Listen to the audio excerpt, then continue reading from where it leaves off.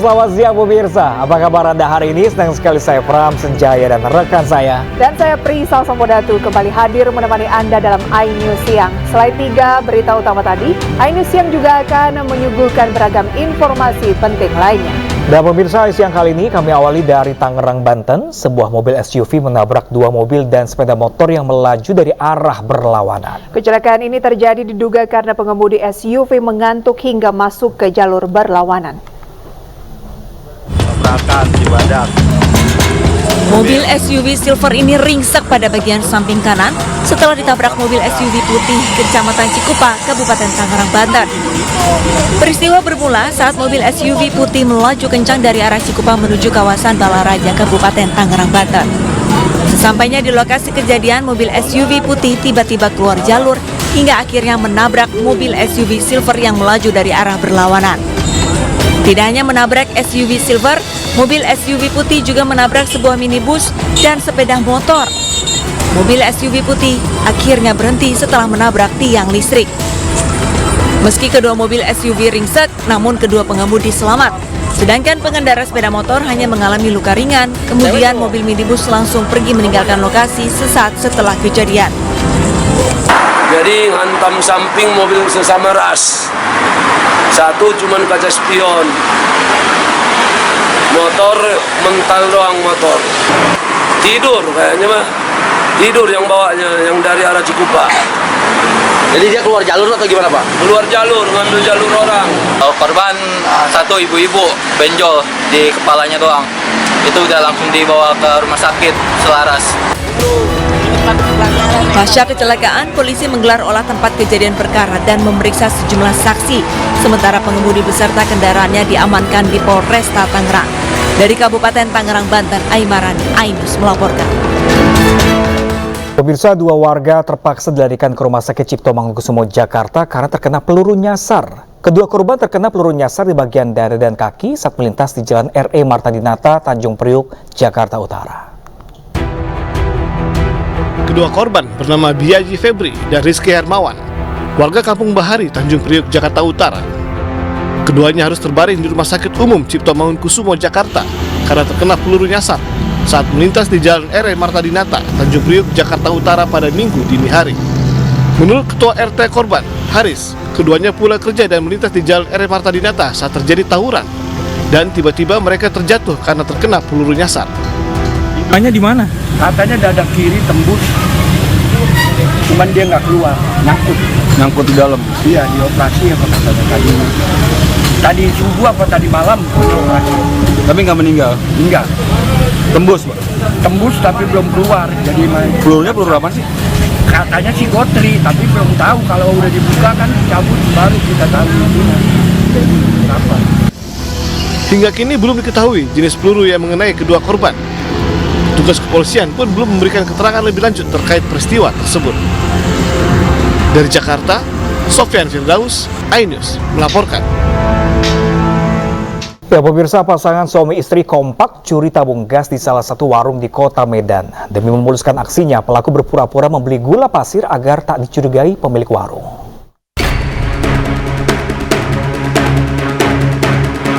Kamera CCTV merekam aksi 2 orang yang diduga pasangan suami istri mencuri tabung gas di salah satu warung di Jalan TB Simatupang, Medan, Sumatera Utara.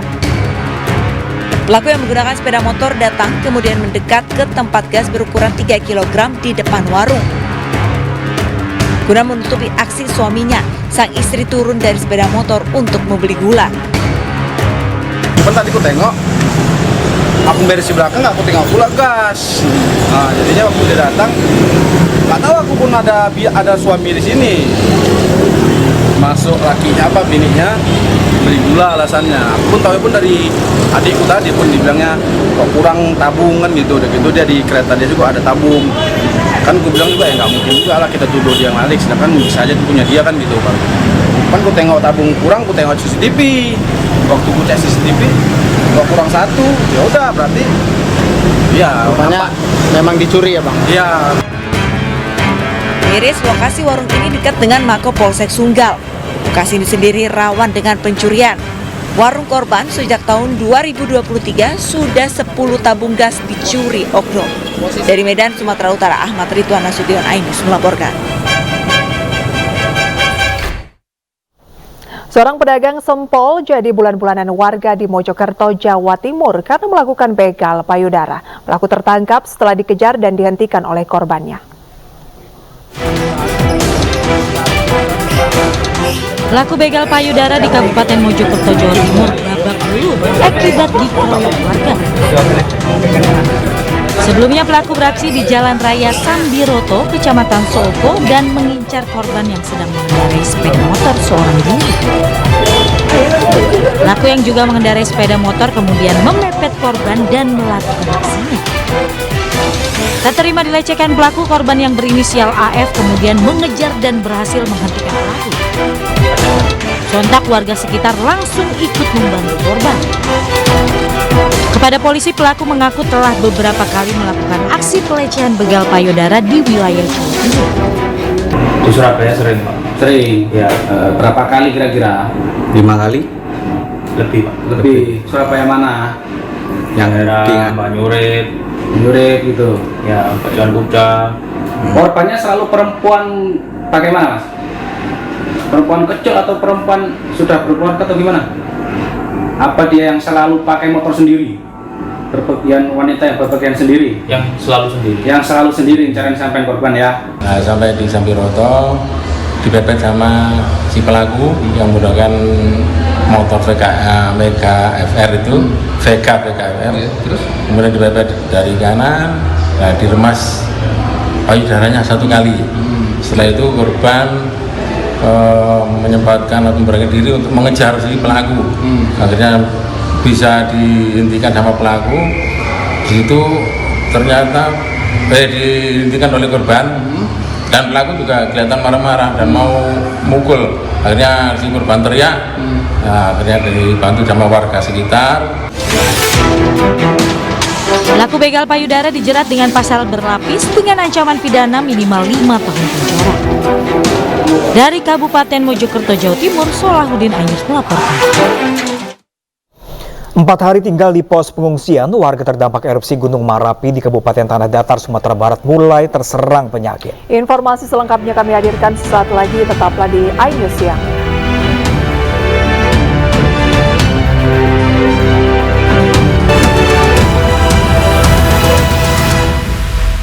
4 hari tinggal di pos pengungsian, warga terdampak erupsi Gunung Merapi di Kabupaten Tanah Datar, Sumatera Barat mulai terserang penyakit. Mayoritas pengungsi menderita infeksi saluran pernapasan akut, dampak dari abu vulkanik.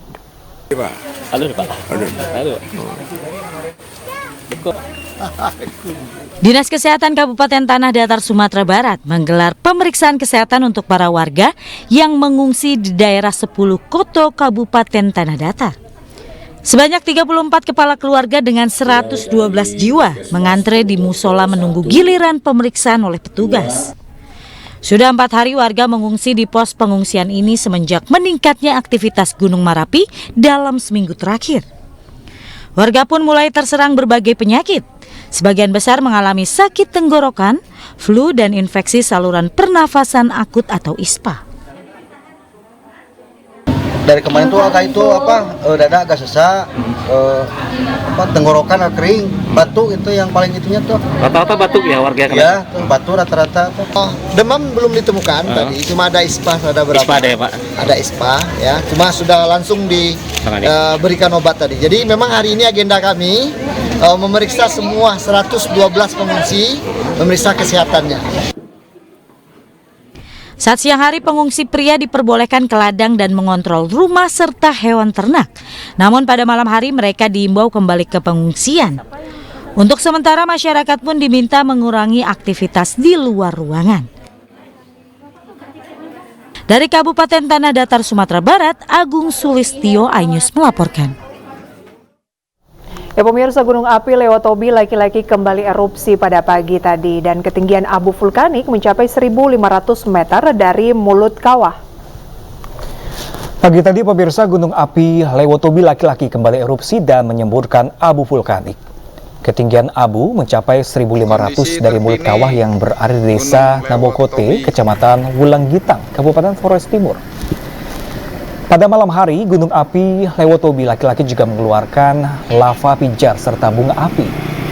Erupsi juga seringkali disertai suara gemuruh yang keras. Sejak Selasa 9 Januari lalu, status gunung api Lewotobi laki-laki naik dari level 3 atau siaga menjadi level 4 atau awas.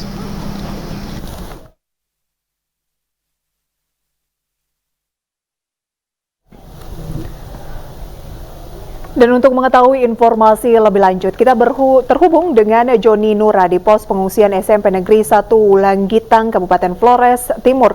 Selamat siang rekan Joni, silakan dengan laporan Anda seperti apa suasana pengungsi gunung erupsi saat ini?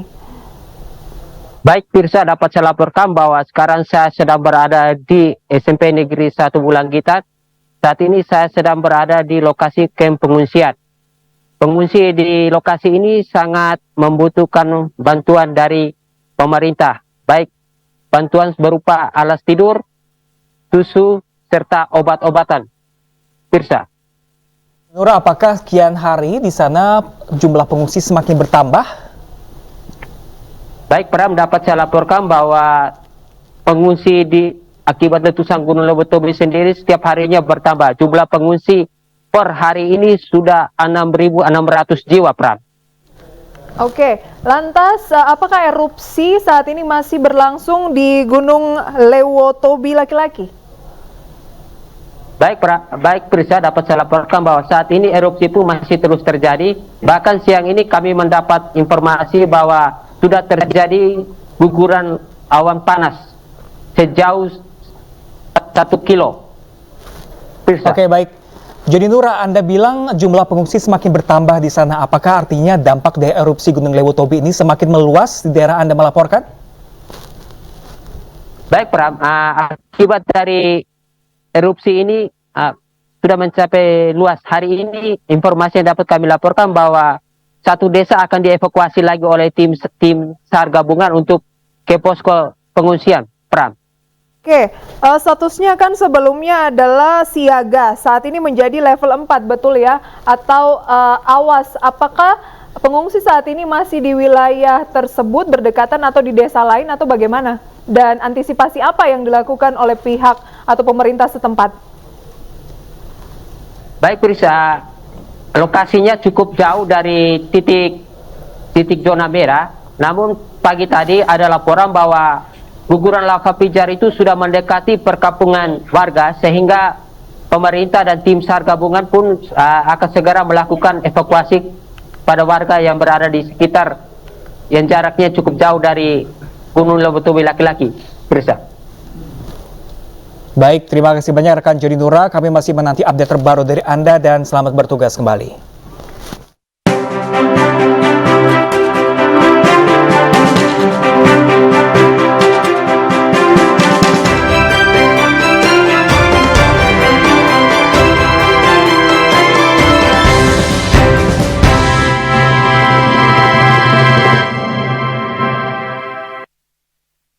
Acara ini dipersembahkan oleh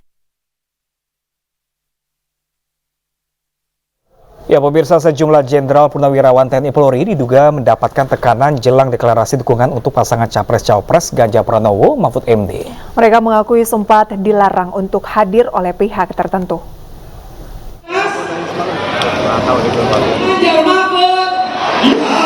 Sejumlah jenderal purnawirawan TNI Polri diduga mendapat tekanan dan intimidasi dari pihak tertentu sebelum acara deklarasi dukungan untuk calon presiden nomor urut 3 Ganjar Pranowo di Pilpres 2024. Deklarasi yang dihadiri ribuan pensiunan ASN dan sejumlah purnawirawan TNI Polri ini digelar di Surabaya, Jawa Timur Sabtu siang. Beberapa purnawirawan TNI Polri ini mengaku mendapat tekanan agar tidak hadir di acara deklarasi. Namun mereka tetap datang memberi dukungannya terhadap pasangan Ganjar Pranowo Mahfud MD. Tadi saya mendengar cerita ada yang nggak usah datang, Pak, gitu. Sudah disampaikan pada saya, Pak Ganjar tadi yang disampaikan, Bu, nggak usah datang. Luar biasa. TNI Polri dididik, dilatih untuk berani. Maka kalau cuma intimidasi seperti itu nggak ada yang takut, maka datanglah mereka semuanya di sini. Menurut saya itu yang bikin kita juga tidak pernah gentar, karena ada Ganjar. Dan tidak pernah takut, karena ada Mahfud. Ya. Dukungan ini termasuk untuk menangkal tekanan-tekanan mungkin yang diterima oleh Pak Ganjar? Oh tentu saja. Maka saya sampaikan beliau-beliau ini orang punya pengalaman di birokrasi yang cukup panjang di masing-masing bidangnya. Tentu mereka akan tahu bagaimana cara mengantisipasi dan kami perlu untuk berkolaborasi sehingga kita bisa melakukan dengan cara-cara yang benar. Sekali lagi, dengan cara-cara yang benar. Ribuan pensiunan ASN dan sejumlah purnawirawan TNI Polri ini mengaku siap memenangkan Ganjar Mahfud di Jawa Timur. Ganjar pun optimis pihaknya akan meraih kemenangan di Pilpres 2024. Dari Surabaya, Jawa Timur, Tim Liputan iNews melaporkan.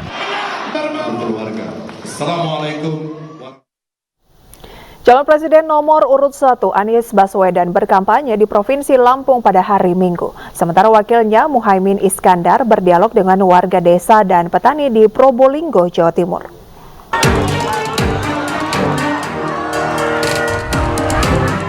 Kedatangan Anies Baswedan di Bandara Raden Inten Lampung pada hari Minggu disambut meriah para kader Partai Koalisi Perubahan dan relawan. Anies akan berkampanye di Kabupaten Lampung Timur dan Lampung Selatan untuk berdialog dengan warga terkait isu kelangkaan pupuk dan kesulitan para petani.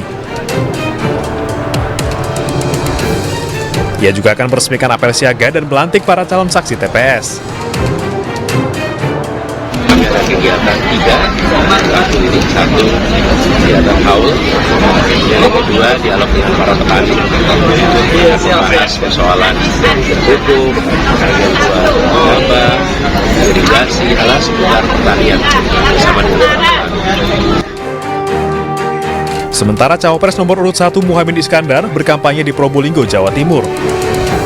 Gus Imin berdialog dan mendengar keluh kesah para warga desa dan petani setempat. Ia mengaku telah menyiapkan program untuk mengatasi ketimpangan pembangunan antara desa dan kota dengan menaikkan dana desa menjadi 5 miliar rupiah. Dari Lampung Selatan, Lampung, dan Probolinggo, Jawa Timur, Tinus Ristanto, Hana Purwadi, iNews melaporkan. Dewan Kehormatan Penyelenggara Pemilu DKPP kembali menggelar sidang pemeriksaan 4 perkara dugaan pelanggaran kode etik penyelenggaraan pemilu. Perkara tersebut diadukan oleh 4 pengadu terkait penerimaan pendaftaran Gibran Rakabuming Raka sebagai bakal calon wakil presiden. Keempat pengadu mengadukan ketua dan 6 anggota KPU RI. Para teradu didalilkan telah menerima pendaftaran Gibran Rakabuming Raka sebagai bakal calon wakil presiden pada tanggal 25 Oktober 2023 lalu. Menurut pengadu, hal itu tidak sesuai dengan peraturan KPU nomor 19 tahun 2023 tentang pencalonan peserta pemilu presiden dan wakil presiden. Saat pendaftaran dilakukan, para teradu belum merevisi atau mengubah peraturan terkait pasca adanya putusan MK. Agenda utama sidang pada hari ini adalah mendengarkan saksi ahli yang dihadirkan DKPP atas permintaan pengadu. Saya akan mengambil sumpah. Silakan berdiri di depan. Semuanya beragama Islam atau ada yang agama lain? Islam. Ya, baik.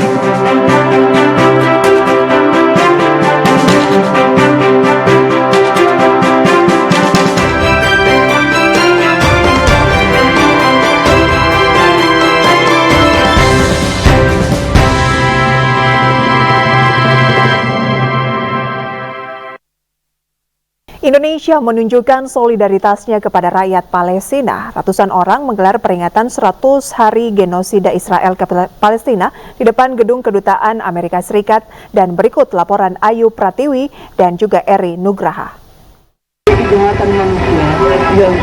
Ya pemirsa, ratusan warga menggelar aksi peringatan 100 hari genosida Israel kepada Palestina. Acara ini diselenggarakan tepat di depan gedung Kedutaan Besar Amerika Serikat yang sudah dipenuhi oleh massa.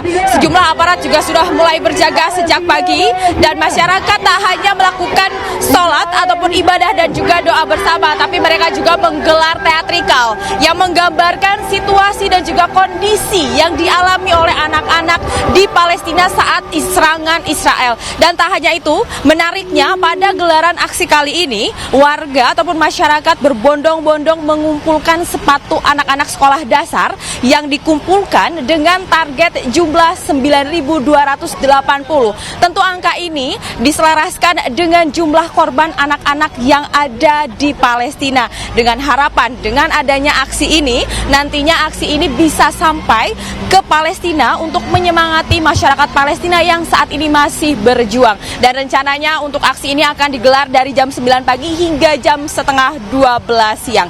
Dari Jakarta, Ayu Pratiwi, RI Nugraha Anyus melaporkan.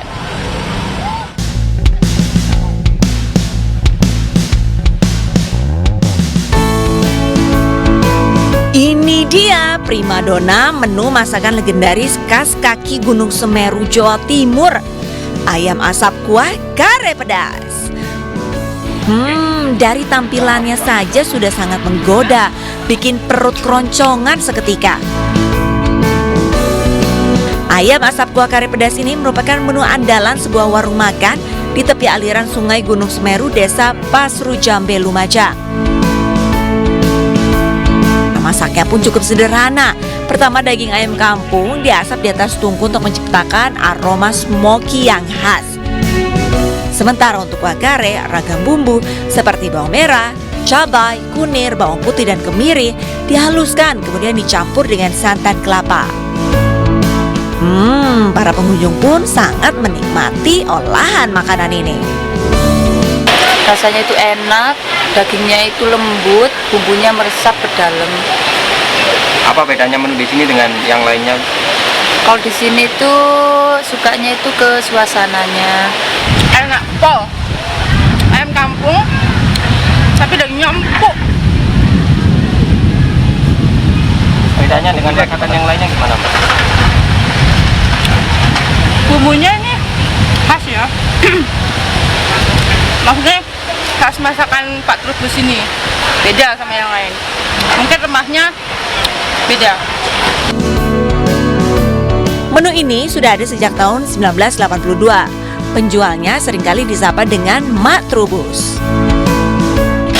Baru dipanggang, dipotong-potong, lalu dicuci, baru itu digoreng cos minyak besar itu, lalu dipakai santan. Dah. Mbak, yang bikin enak masakan di sini apa, Pak? Diapakan dulu? Alami.